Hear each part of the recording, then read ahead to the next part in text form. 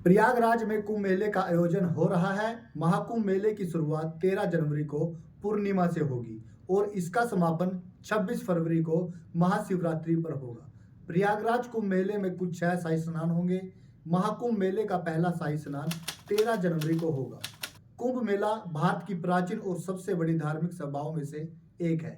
इस मेले का आयोजन हर 12 वर्ष के बाद प्रयागराज, हरिद्वार, उज्जैन और नासिक में होता है, जहां करोड़ों श्रद्धालु पवित्र नदियों में स्नान करने आते हैं। कुंभ मेला एक सांस्कृतिक और धार्मिक सामाजिक आयोजन है, लेकिन जब भारत ब्रिटिश साम्राज्य के अधीन था तो अंग्रेजों ने इसे केवल धार्मिक आयोजन के रूप में नहीं बल्कि व्यापार और मुनाफे का भी एक अवसर समझा। उन्होंने इस आयोजन का उपयोग अपने फायदे के लिए किया और विभिन्न तरीकों से इससे कमाई की। आइए जानते हैं कि अंग्रेज कुंभ मेले से कैसे लाभ उठाते थे। अंग्रेजों ने कुंभ मेले के दौरान आने वाले तीर्थयात्रियों से कर और शुल्क वसूलना शुरू किया। उन्होंने मेले में प्रवेश के लिए टिकट या पास की व्यवस्था की, जिसे श्रद्धालुओं को खरीदना पड़ता था। इसके अलावा वे घाटों पर स्नान करने, तंबू लगाने और दुकानदारों को सामान बेचने की अनुमति के लिए शुल्क लगाते थे। यह व्यवस्था सीधे उनके राजस्व व्यवस्था को मजबूत करती थी। 1853 में भारत में पहली रेलवे लाइन शुरू होने के बाद अंग्रेजों ने रेल सेवाओं का विस्तार करना शुरू किया।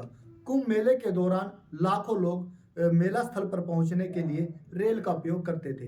अंग्रेजों ने इस मौके का फायदा उठाते हुए ट्रेन टिकटों की कीमतों को बढ़ा दिया और विशेष ट्रेन सेवाओं की शुरुआत की। इससे रेलवे के माध्यम से भारी मात्रा में राजस्व जुटाया गया। कुंभ मेले में लाखों लोगों की भीड़ जमा होती थी, जो स्थानीय व्यापारियों और दुकानदारों के लिए एक बड़ा बाजार बनती थी। अंग्रेजों ने इन व्यापारियों से लाइसेंस शुल्क, किराया और कर वसूला। इसके अलावा उन्होंने मेले में अपने उत्पाद बेचने के लिए भी व्यवस्था की। ब्रिटिश कंपनियां अपने बनाए हुए सामान जैसे कपड़े, साबुन और खाद्य पदार्थों को बेचने के लिए मेले में सक्रिय रहती थी। अंग्रेजों ने कुंभ मेले को अपनी ताकत और प्रशासनिक कुशलता दिखाने के लिए भी इस्तेमाल किया। उन्होंने मेले को सुचारू रूप से संचालित करने के लिए प्रशासनिक प्रबंध, सफाई व्यवस्था, सुरक्षा व्यवस्था की, लेकिन इसके लिए उन्होंने श्रद्धालुओं और स्थानीय व्यापारियों से कर वसूला। इससे अंग्रेजों को आर्थिक लाभ तो हुआ ही, साथ ही उन्होंने अपनी छवि सुधारने की कोशिश भी की। कुंभ मेला धार्मिक गतिविधियों का केंद्र है। अंग्रेजों ने इन गतिविधियों पर भी अप्रत्यक्ष रूप से नियंत्रण किया। साधु संतों और अखाड़ों को अपने शिविर लगाने और धार्मिक अनुष्ठान करने के लिए अंग्रेज अधिकारियों से अनुमति लेनी पड़ती थी। इसके लिए वे उनसे शुल्क वसूलते थे। अंग्रेजों ने कुंभ मेले के दौरान स्थानीय संस्थानों का बड़े पैमाने पर दोहन किया। उन्होंने आसपास के इलाकों से पानी, लकड़ी, भोजन और अन्य सामग्री जुटाई। यह सब स्थानीय निवासियों की मदद से किया गया, लेकिन उन्हें उचित भुगतान नहीं दिया गया। इसकी बजाय इन संसाधनों को ऊंची कीमतों पर बेचा गया।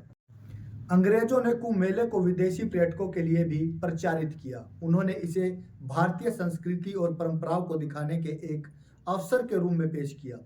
विदेशी पर्यटकों को मेले में लाने और उनके लिए विशेष सेवाएं प्रदान करने के माध्यम से अंग्रेजों ने काफी लाभ कमाया।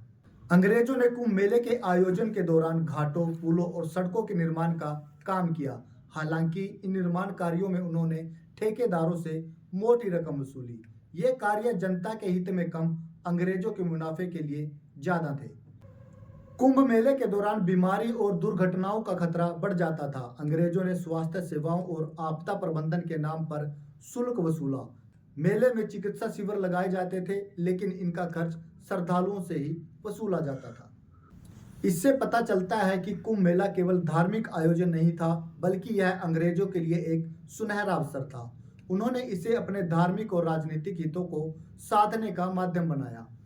कर और शुल्क वसूलने से लेकर व्यापारियों और प्रशासनिक नियंत्रण तक अंग्रेजों ने हर संभव तरीके से कुंभ मेले का लाभ उठाया।